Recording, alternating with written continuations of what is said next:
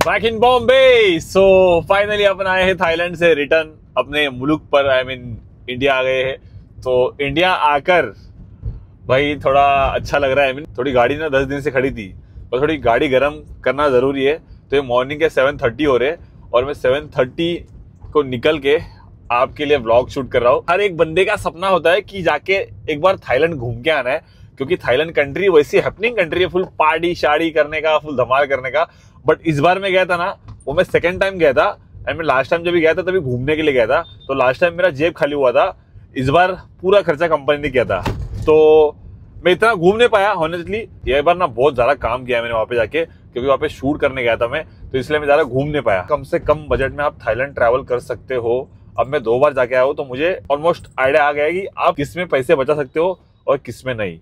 तो मैं आपको मॉर्निंग में चलते चलते यहाँ बीच पे जाके ना आपको मैं बताऊंगा कि एग्जैक्टली आपको कितना कॉस्टिंग लगता है थाईलैंड जाने के लिए। तो मस्त पे की बीच पे आया हूँ मैं आप लोगों के लिए सुबह सुबह, लाइक बहुत दिनों के बाद ना प्यारा सा बीच। मस्त अभी नारियल पानी लेता हूँ, नारियल पानी पीकर।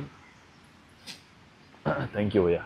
थाईलैंड जाने के लिए अपन को क्या क्या चाहिए डिपेंड करता है आप कभी ट्रैवल कर रहे हो। तो पहली बात आती है आपके पासपोर्ट की। अगर आपके पास पासपोर्ट नहीं है तो आपको एक काम करना है, सिंपल आपको जाना है अंधेरी स्टेशन पे। अंधेरी स्टेशन से ना एक अंधेरी टू विरार का टिकट निकालना है और विरार जाके आना है, सेम फैजान की तरह। क्योंकि फैजान भी बेचारा कभी इंटरनेशनल ट्रैवल करने पे अब तक, आई मीन बंदा अब तक फ्लाइट में ही नहीं बैठा है। हमारे पूरे ग्रुप में ऐसा एक ही बंदा है जो कि फैजान, जो अब तक कभी लाइफ में फ्लाइट में बैठा नहीं है और वो बैठेगा भी नहीं, क्योंकि ना उसका आधार कार्ड है ना उसके पास पासपोर्ट है, तो उसको अलाउ करेंगे नहीं एयरलाइंस वाले कहीं पे ट्रैवल करने के लिए। बुरा लगता है भाई, आप लोग भी जानते हो यार। तो उसके लिए एक ही ऑप्शन है कि मुंबई लोकल या तो मुंबई मेट्रो।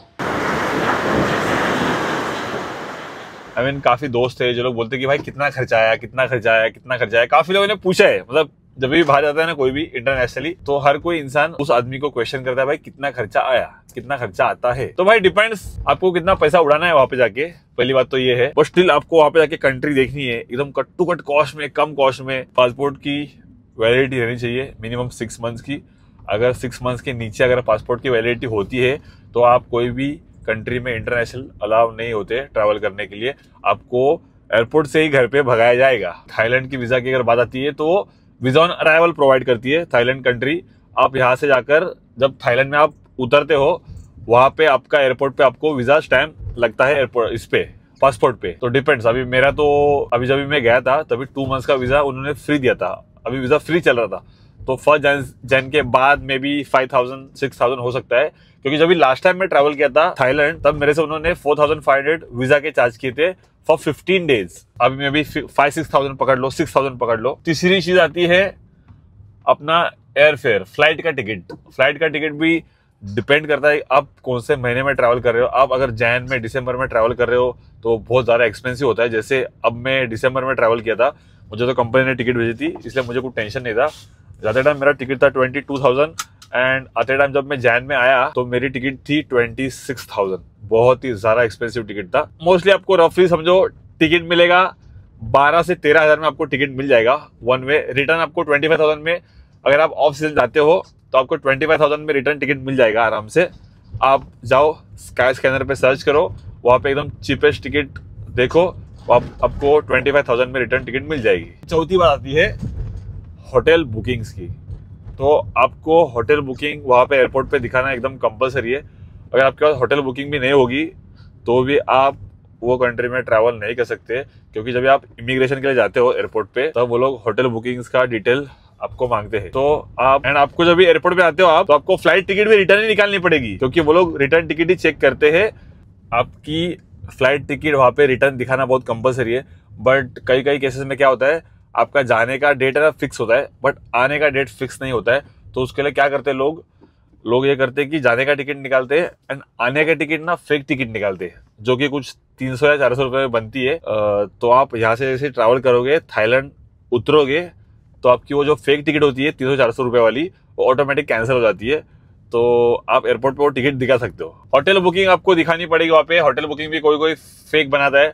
अब मैं गया था तभी मुझे तो कंपनी ने दी थी, आप होटल बुकिंग निकालो, कितने दिन के लिए जा रहे हो, कहाँ जा रहे हो। वहाँ पे इमिग्रेशन में आपको पूछेंगे क्यों जा रहा है, कहाँ जा रहा है, तो आप सिंपल बोलना उनको कि घूमने जा रहा हूँ। ज़्यादा कुछ बात नहीं करने का इमिग्रेशन में, सिंपल सी बात बोलने की उनको कि घूमने जा रहे हैं। वो लोग आधे टेढ़े सवाल करते हैं एंड देखते हैं सामने वाले का कॉन्फिडेंस, सामने वाला कुछ स्कैम करने तो नहीं जा रहा दूसरे कंट्री या कुछ गलत चीज तो नहीं करेगा बाहर जाके, इसलिए वो लोग इमिग्रेशन में आड़े टेढ़े क्वेश्चन पूछते। सो बी कॉन्फिडेंट एंड बोल देना कि हम लोग घूमने जा रहे हैं। ये हो गई। और एक बात इसके बाद आती है, वहां जाने के बाद ट्रांसपोर्टेशन की बात आती है। तो आप वैसे भी कहीं से भी जाओगे, एयरपोर्ट से आपको कोई टैक्सी वगैरह ले सकते हो, या तो आपको होटल से कोई पिकअप दे रहा है तो पिकअप लेके जाओ, वो भी एक अच्छा होगा। उसके बाद की बात आती है कि आप वहां पे जाकर ट्रैवल कैसे करोगे, या वहां घूमने के लिए कैसे जाओगे। तो घूमने की बात आती है तो वहां पे ना पहली बात तो होटल्स के प्राइसेस काफी कम है। मैं लिटरली जब लास्ट टाइम गया था तभी पर नाइट 350 रुपीज इंडियन रुपीज में मैं स्टे कर रहा था। 350 रुपीज, कैन यू बिलीव। तो आपको 1000 रुपए में अच्छी से अच्छी प्रॉपर्टी मिल सकती है अगर आप अच्छे से ढूंढ सकते हो। तो आपको वहां पे घूमना है, बहुत ज्यादा एक्सप्लोर करना है, मेरी तरह व्लॉग्स बनाने हैं, तो सबसे बेस्ट चीज होगी ना वहां पे जाके ना बाइक रेंट करने का, मस्त बैगी, टेंशन नहीं है।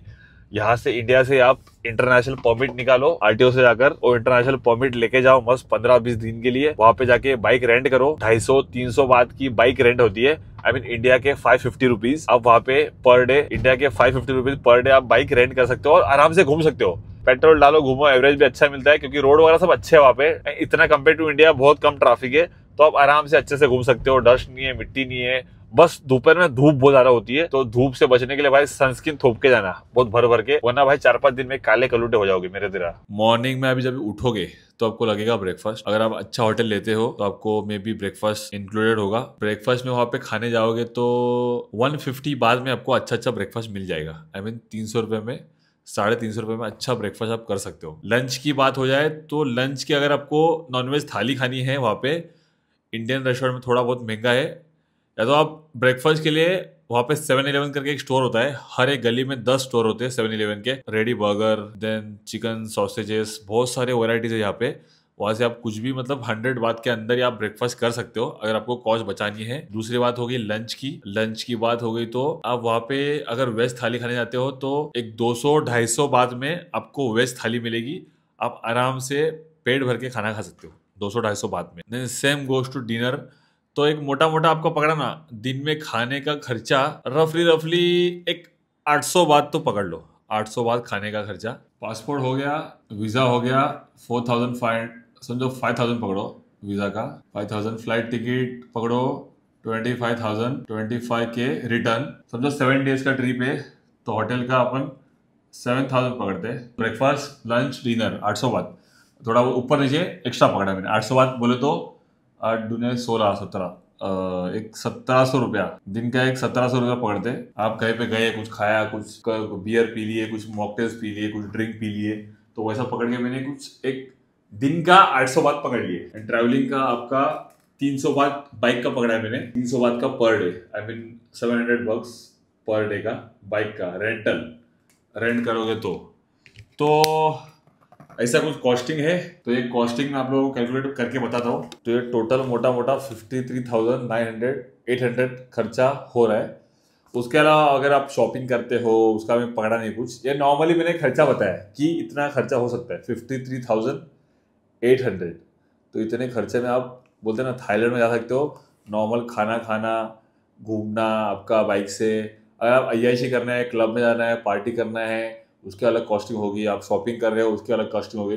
तो एक समझो ना, एक 53,800 आप मिनिमम आपको लगेगा विदाउट शॉपिंग, विदाउट पार्टी तो करोगे यार, तो आप मिनिमम समझो ना, एक अगर आपको एकदम मस्त एंजॉय करना है, जाके धमाल करनी है, तो भाई डबल कॉस्ट लेकर जाना आपको ज़रूरी है। तो मुझे कमेंट में बताओ आप लोग कभी प्लान कर रहे हो ट्रिप का, तो वैसे मैं भी आप लोगों को ज्वाइन करूँ ट्रिप के साथ। मैं तो 2-3 बार जाके आया हुआ। ओके, सो आई होप आप लोगों को ये वीडियो ना काफी यूजफुल रहा होगा। तो please hit the like button. तो आप कभी प्लान कर रहे हो थाईलैंड की ट्रिप, मुझे कमेंट में बताओ। एंड कितने लोग किसके साथ जा रहे हो वो भी मुझे कमेंट में बताओ। एंड अगर नए हो और कुछ भी थोड़ा बहुत हेल्प हुआ रहेगा तो please hit the subscribe button and turn on the notification. मैं कभी बोलता नहीं, बट मैं आज फर्स्ट टाइम बोल रहा हूँ क्योंकि थोड़े मैं ट्राई कर रहा हूँ कि ये सारा बहुत ज़्यादा से ज़्यादा वीडियो बनाए। एंड बस कमेंट में एक कमेंट बहुत ज़रूर करना, जस्टिस फॉर फैज़ान, क्योंकि वो बंदा अब तक प्लेन में बैठा नहीं है कभी। पूरे ग्रुप में हमारे एक ही बंदा ऐसा जो अब तक फ्लाइट में नहीं बैठा हुआ है। तो प्लीज़ कमेंट में स्पैम करो जस्टिस फॉर फैज़ान, जिसके सबसे ज्यादा कमेंट हो गए उसको मैं लेके जाऊंगा मेरे साथ थाईलैंड ट्रिप पे। एनीवेज मिलता हूँ आप लोगों को नेक्स्ट वीडियो में, तब तक के लिए जय हिंद, वंदे मातरम, थैंक यू।